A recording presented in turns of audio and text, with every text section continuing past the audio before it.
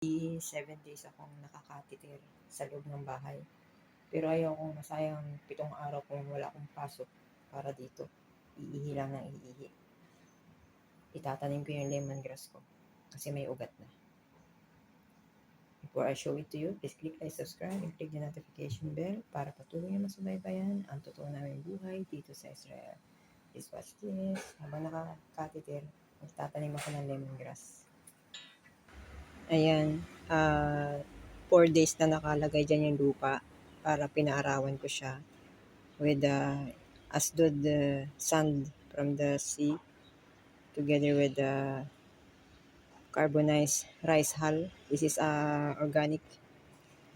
And then I put the lemongrass there. I buy the lemongrass in Tayo, Beersheba. Dinala ko pa yan dito sa Asdod. Nilagay ko muna sa plastic na may tubig. Pinalagyan para magkaroon ng ugat. Ngayon meron na siyang ugat. Pwede ko na siyang itanim. Kasi kapag nilagay natin ang lemongrass ng diretso sa lupa, hindi agad makakahinga. Kailangan meron na agad ugat bago mo ilagay. Bali. Kung halimbawang lumipat ulit ako, kung umalis na ako, iwan ko nito dito para sa may bahay. Para may lemongrass sila. Ayan, itutusok ko lang siya. Pero kailangan may maganda siya.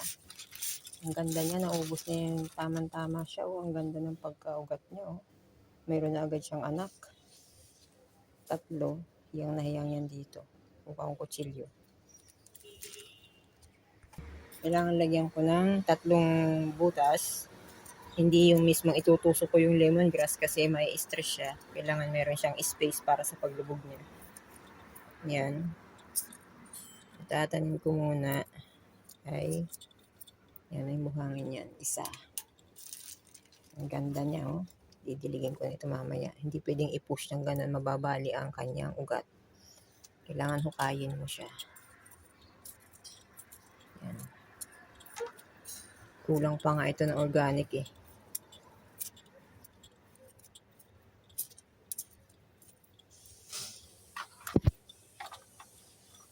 Kamay na lang gamitin ko. Mahina yung gunting.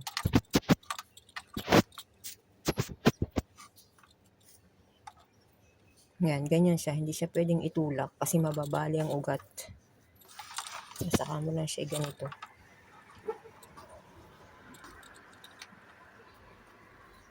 Dito naman, ganun din. 3. Bali 3 siya. Kung gusto nyo ng lemongrass, yung medyo mabuhangin na mainit ang temperature. Kasi, yan. Ang ganda ng ugat niya. Oh. May anak na agad. Kailangan ito everyday dinidilig para mabuhay.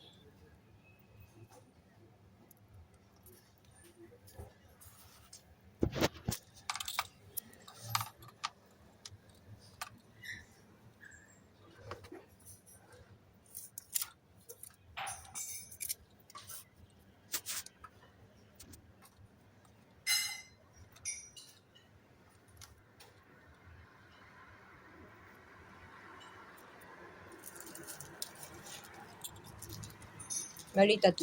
3 sa timba ang lalagay ko. Ganyan magtanim ang tatay ko. Jesus, Joseph, and Mary. Yan. Tapos magdadasal ka. Patungtong daw yan.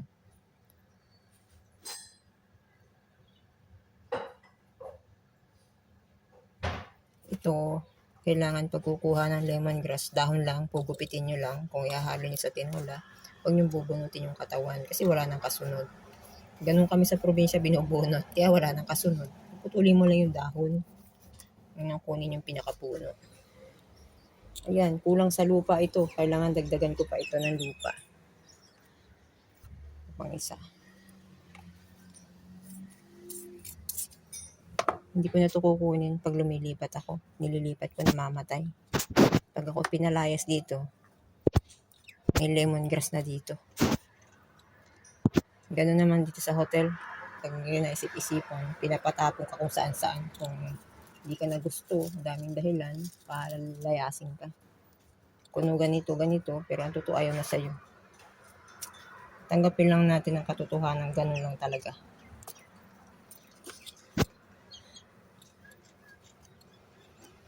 Alam nyo, kapag ang hindi na nagbibigay ng love sa'yo ang tao, hindi ka na kailangan. Kailangan ka na sa ibang lugar. Ayan na. Nasubukan ko lang yan sa buhay ko. Kapag hindi na nagbibigay ng love, nawala na yung love, hindi ka na kailangan sa lugar na yan. May reason. Ayan na. Nakakadalawa na. O, diba? Ang ganda ng ano niya, healthy siya. Mamaya, pag medyo malilim, kukuha ko ng kailangan ko rin maglakad-lakad. Hindi po pinakakateter, nakahiga na ako. Ligay lang yan kung sakaling maihi ako.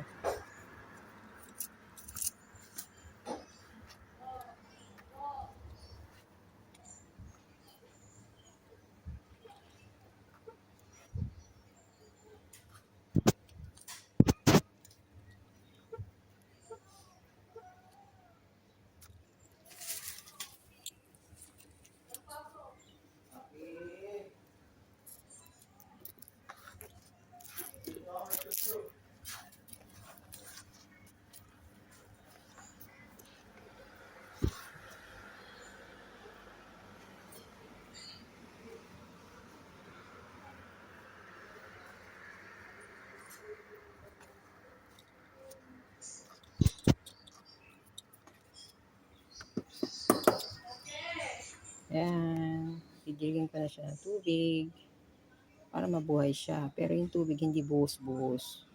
Siguro mga kalahating tabo lang na tubig. Nadilig ko na ng tubig at nasisikatan siya ng araw. Dadahon niya ng madami.